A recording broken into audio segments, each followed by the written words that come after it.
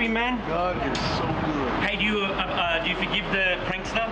God is so good, man. Okay, man. Thanks very much, buddy. We need hard knocks, bro. We need hard knocks. A young quarterback waits for the phone call that could change his life. Then, ring, it happens. This is Mickey Loomis, GM of the Saints. We're gonna take you with our next pick. Shadeur Sanders, son of NFL legend Deion Sanders, smiles wide, but seconds later, the caller hangs up. It wasn't Loomis. It wasn't a coach. It wasn't anyone from the NFL. It was a prank. But was it just a prank? Because what happened next sent shockwaves through the league. And now, fans, analysts, and insiders are asking the same explosive question. I don't feel like this happened, for no reason. All this is of course, fuel to the fire. And under no circumstance, we all know this shouldn't have happened. But we understand we're on the bigger and better things. Did the NFL intentionally sabotage Shadeur Sanders? Coming into the 2025 NFL Draft, Shadeur Sanders had the spotlight.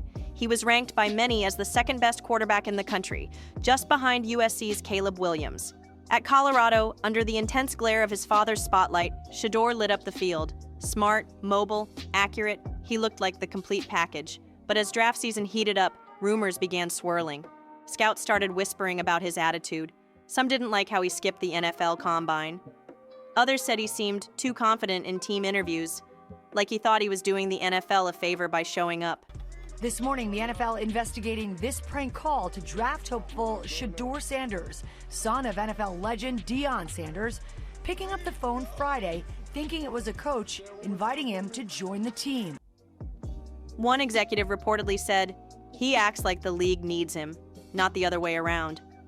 And then Deion, always bold, dropped a bombshell on a podcast. "If the wrong team picks him, I'll intervene." The NFL doesn't like ultimatums. Just as tensions were rising, someone decided to cross the line. Shadeur got a call during the draft from someone claiming to be Saints GM Mickey Loomis.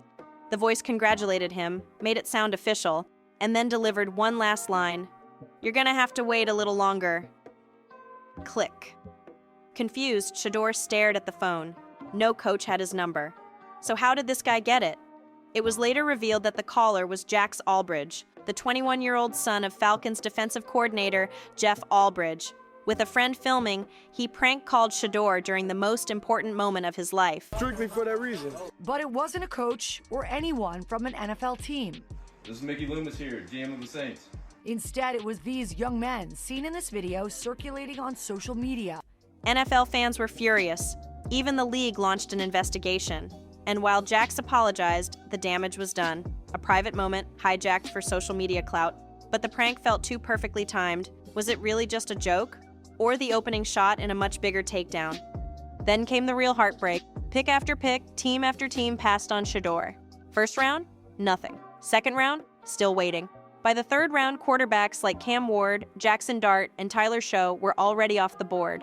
Even the Cleveland Browns, who had interviewed Shadeur multiple times and even flew him in for a private dinner, passed on him 6 times. And then, in round 5, with the 144th pick, they finally called his name. For many fans, it felt like a slap in the face. Not a steal, not a surprise. A statement. That NFL Commissioner Roger Goodell, I believe, allegedly, was also involved on this scandal to embarrass, humiliate, and sabotage both Deion Sanders and his son Shadeur. That's when the conspiracy theories erupted. Was Shadeur Sanders being blackballed? Deion reportedly told people close to him that this was no accident. According to insiders, he believes NFL owners orchestrated the slide to send him a message. "You don't run this league, we do." Dr. Umar Johnson went even further, saying this was a clan-level conspiracy to embarrass Deion and humble his son. And let's talk numbers. There are 32 NFL teams, and 31 of them are owned by white billionaires. The only exception? Jacksonville Jaguars owner Shad Khan, who is Pakistani-American. So when a confident, outspoken black father and son duo showed up demanding respect, was it too much for the old guard? That's when the conspiracy theories erupted. And NFL Commissioner Roger Goodell, I believe they all came together in a KK Ku Klux Klan type of clandestine meeting, and they decided, allegedly, that they were going to embarrass, humiliate, and sabotage both Deion Sanders and his son, Shadeur Sanders, on draft day. Was Shadeur Sanders being blackballed? Deion reportedly told people close to him that this was no accident. According to insiders, he believes NFL owners orchestrated the slide to send him a message. You don't run this league, we do. Dr. Umar Johnson went even further, saying this was a Klan-level conspiracy to embarrass Deion and humble his son. And let's talk numbers. There are 32 NFL teams, and 31 of them are owned by white billionaires. The only exception? Jacksonville Jaguars owner Shad Khan, who is Pakistani-American. So when a confident, outspoken black father and son duo showed up demanding respect, was it too much for the old guard? Still, the conversation about race won't go away. Critics point out that white quarterbacks have shown worse behavior and still gone early in the draft. Johnny Manziel was a party boy. Baker Mayfield was caught on camera running from cops. Yet both went in the first round. But when Shadeur shows confidence, it's called arrogance. So is this a case of double standards? Or did Shadeur, and by extension Deion, create an image that scared teams away? Deion Sanders doesn't just coach football, he commands attention, but not everyone in the NFL likes that. Well, a number of things happened. The number one thing that didn't happen was there was not a collusion message with the NFL owners. Okay, a lot of people think that. Throughout the draft process, he repeatedly said that he and his sons were a package deal, that he'd only support teams who treated them right, that he wasn't afraid to intervene. To some execs, that sounded less like support and more like control. And if you're an NFL GM trying to build a cohesive locker room, the last thing you want is a superstar dad looming in the background. One scout summed it up like this: you're not just drafting a quarterback, you're inheriting prime time.